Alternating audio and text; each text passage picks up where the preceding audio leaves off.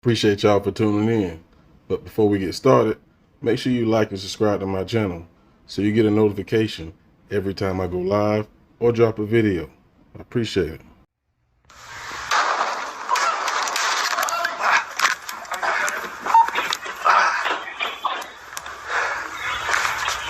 I bleeding? Am I bleeding? No, where's the classroom? He's shooting in the classroom. He got me, right? You okay? Yeah. You okay? He's in the class. Dude, I got shots fired. We're gonna be in the building, the west side. Dude, we gotta get in there. We gotta get in there. He just keeps shooting. We gotta get in there.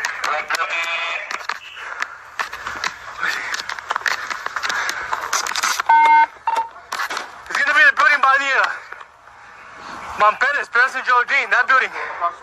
Across from the funeral home. Shots still going fire. Shots are fired. I think got me, right? Okay. You got you? I don't know. You guys are making come on the squad. What? Hey, you know what? Take him out and okay, guys.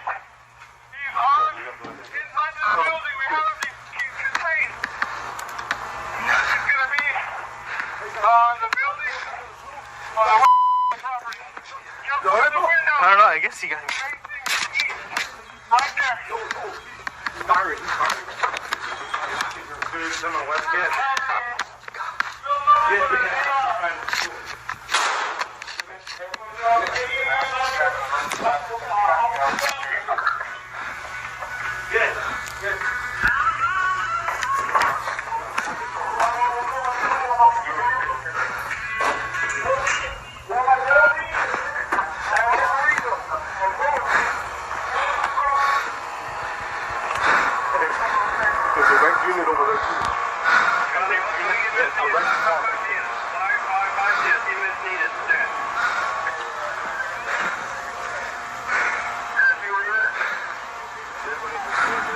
You have a leak? United?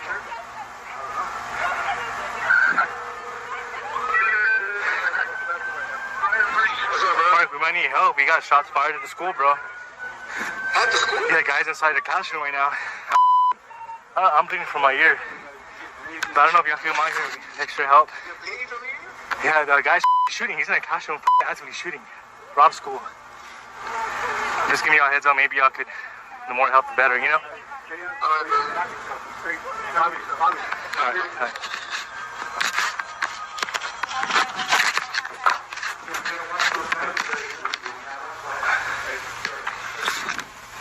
Do we know who the guy is?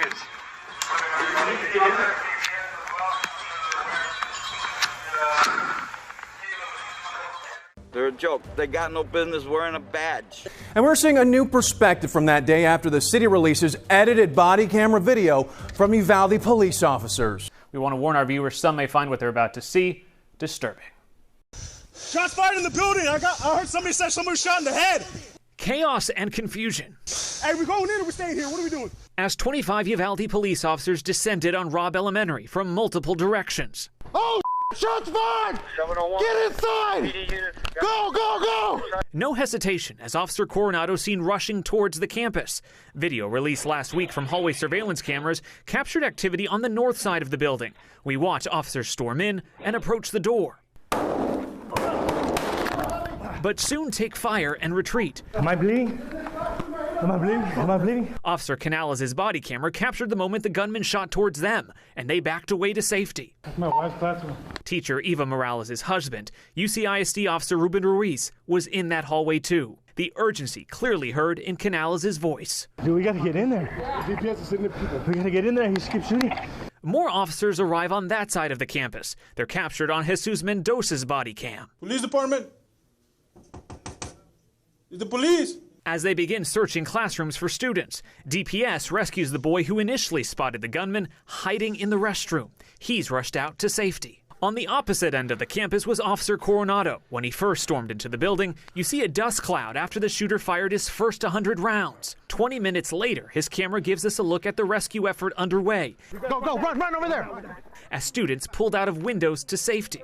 Officers also check for students inside classrooms. Rooms dark, backpacks and books left behind when the shooting started. It's Coronado's cam that provides our first look at UCISD Chief Pete Arredondo in the hallway on the south side of the building.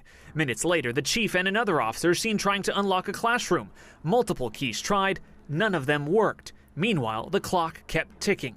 At 12:21, nearly an hour after first officers arrived on scene, more shots are fired. No one moves in again.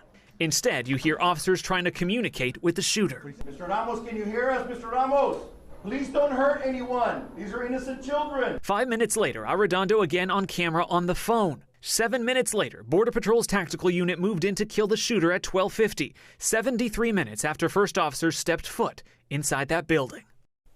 In one officer's body cam, you hear dispatch say the shooter's uncle was on 911 and requesting to speak to him to try and talk him down. And in another video, we see officers inside the gunman's grandmother's home. You'll recall he shot her first before heading to Robb Elementary. And now we get to the newly released report. The committee's report indicates no one took command of the scene. The school's active shooter policy, which was signed by School District Police Chief Pete Arredondo, stated the chief will become the person in control of the efforts of all law enforcement and first responders that arrive at that scene. But Arredondo testified, while you're in there, you don't title yourself. My approach was responding as an officer. Chief Arredondo testified that he immediately began to think of the attacker as being cornered and the situation as one of a barricaded subject and didn't think there were kids in the classroom. But according to audio from Sergeant Coronado's body camera, he later contradicts himself. What we did, we cleared off the rest of the building so we wouldn't have any more besides what's in there, obviously. While there was miscommunication among responders, the committee also noted several breakdowns in the school's security protocols. One being, had school personnel locked the doors as the school's policy required, that could have slowed his progress long enough to receive alerts, hide children, and lock doors. The attacker entered through the west entrance of the school, but the committee learned the exterior doors on the east and south sides of the building were also unlocked. The attacker still would have had the ability to enter the building.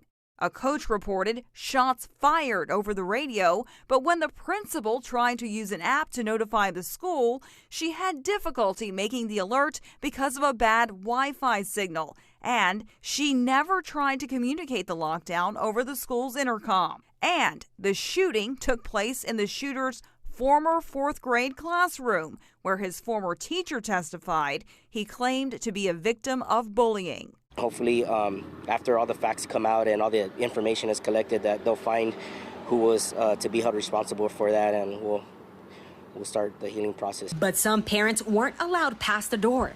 Turns out they weren't on a list. I was really mad. I told them there that I was father to one of the deceased, and they said that my name wasn't on the list and I wasn't welcome there, that I had to get out, and I don't know who was overseeing that, but it's not right. I'm mad. I feel like they're making a mockery of me being a parent or the relationship that I have with my daughter, and I'm super mad about it. Emery Joe Garza's dad wasn't the only one that was kicked out today.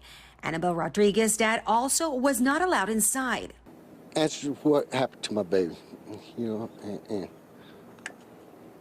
now I'm not going to know what happened, because I wasn't on the list. When we asked the mayor of Uvalde why some parents weren't allowed inside, this is what he had to say. You're asking me something that you need to be talking to them and to the rest of the family. I have no control over that. So who's inviting these families to these events? The families made the list of who was coming to that deal. So the families get to pick and choose who gets information? It was immediate family that were allowed there. Again, you're asking me something that I can't tell you on the parents. They're telling me they're pointing fingers at you, so that's what point the fingers at me. But again, the families left with one goal in mind. Somebody needs to be held accountable.